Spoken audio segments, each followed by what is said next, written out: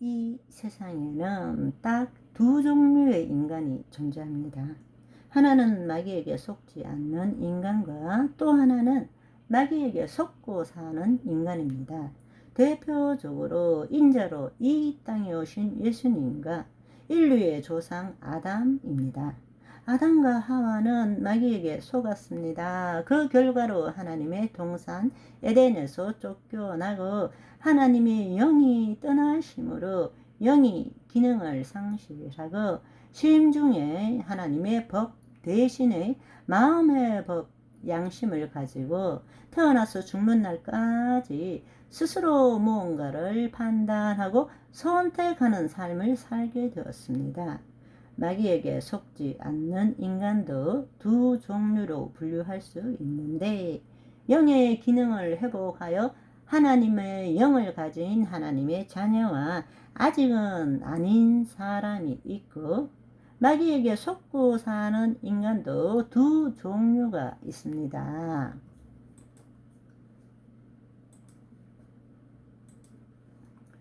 한 부류는 양심의 화인을 맞고 사탄의 영을 가지게 된 짐승이 된 사람과 아직은 아닌 사람이 있습니다. 이미 짐승이 되어버린 인간은 멸망의 길을 가는데 이들은 영원히 구원을 얻을 수 없습니다. 영원을 사모하는 마음이 사라지고 눈앞에 보이는 이익이면 무엇이라도 할 수 있는 동물적 본능으로 살아갑니다. 그러나 양쪽에 아직은 아닌 사람은 구원의 길은 아직 열려 있어 믿고 회개하고 죄사함 받고 성령이 임하여 하나님의 자녀가 될 수 있는 것이죠. 자녀의 삶이란 신랑 되신 예수님과 얼굴과 얼굴을 마주하는 그날까지 끊임없는 영적 전쟁을 치르게 됩니다.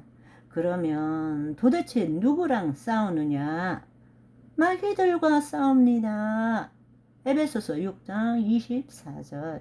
우리의 씨름은 혈과 육을 상대하는 것이 아니요 통치자들과 권세들과 이 어둠의 세상 주관자들과 하늘에 있는 악한 영들을 상대함이라.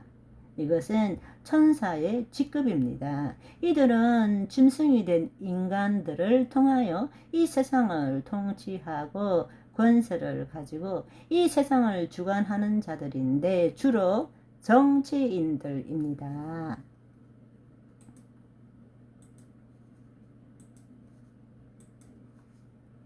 이들은 돈과 권력을 차지하기 위하여 사법, 입법, 행정에 두루 관여하며 사람들을 포섭하고 매수하여 자신들처럼 짐승의 세력이 되게 합니다. 이들이 대한민국을 무너뜨리고 있었는데 정치인 출신이 아닌 대통령이 이것을 보고 좀 더 있으면 완전히 망하겠는데 이 사실을 국민들에게 알리고 다시 나라를 세워야 되겠다. 리셋 코리아 정신으로 123 비상계엄령을 발동했습니다. 비상계엄을 한 이유는 첫째, 반국가 세력 척결, 둘째, 입법부인 국회의 독재를 종식, 셋째, 부정선거 의혹 해소입니다. 대통령의 담화문을 들여다보시면 내가 대통령이라도 계엄을 안 할 수가 없었겠다라는 말이 절로 나오는데요. 이때 언론이 뭐라고 자막을 띄웠습니까? 국민과 함께 싸우겠습니다. 예, 함께라는 말을 빼고 국민과 싸우겠다라고 썼습니다. 또 국회의원이라는 짐승들은 뭐라고 했습니까? 내란이다, 내란 자백이다 라고 국민들을 선동했죠. 아무나 출입증만 보여주면 들어갈 수 있는 국회에 의사당 담을 타놓는 쇼를 하고 체포자 명단이라며 지렁이 글씨로 보여주고 군인을 포섭하여 체포하는 명령 받았다라고 해. 어리버리 연기를 잘 못하니 인원을 빼내려 했다 하니까 복화술로 의원으로 고치기도 했지만 그들의 거짓말이 들통났습니다. 계엄령은 대통령이 비상시국이다 뼈저리게 느끼면 할 수 있는 대통령의 권한입니다. 진짜 내라는 민주당이고 국힘 일부의 짐승들이라는 것을 알아야 합니다. 그리고 메가시 언론은 말세에 나타난 짐승의 입입니다.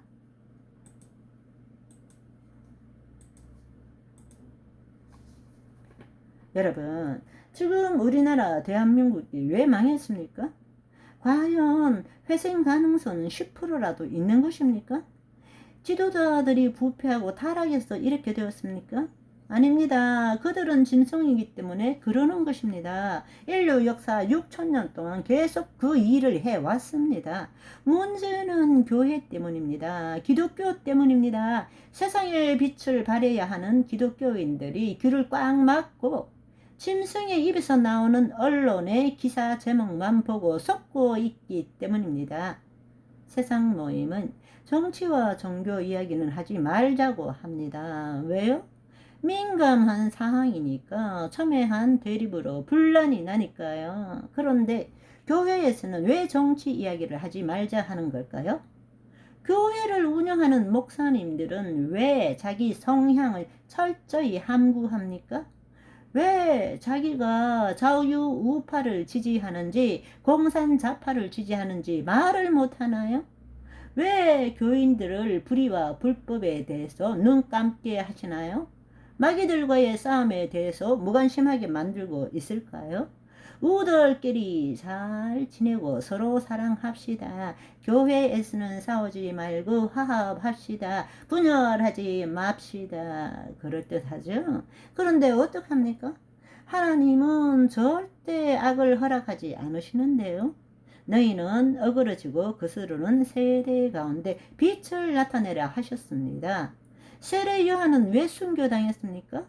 분봉왕 헤롯 왕의 불의를 지적하다가 순교했습니다. 교인 하나라도 놓치기 싫어서 헌금이 적게 들어오면 교회라는 사업장이 망하니까 그런 것 아닙니까?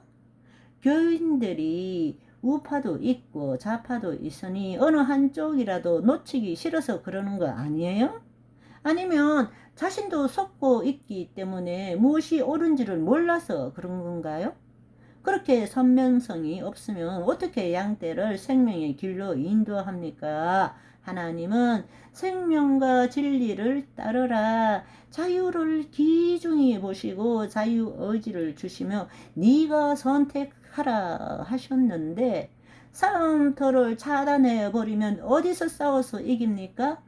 자도 좋아요, 우도 좋아요 하지 마시고 성도들에게 올바른 가르침을 주시기를 바라 봅니다. 선 아니면 악, 중간지대는 없습니다.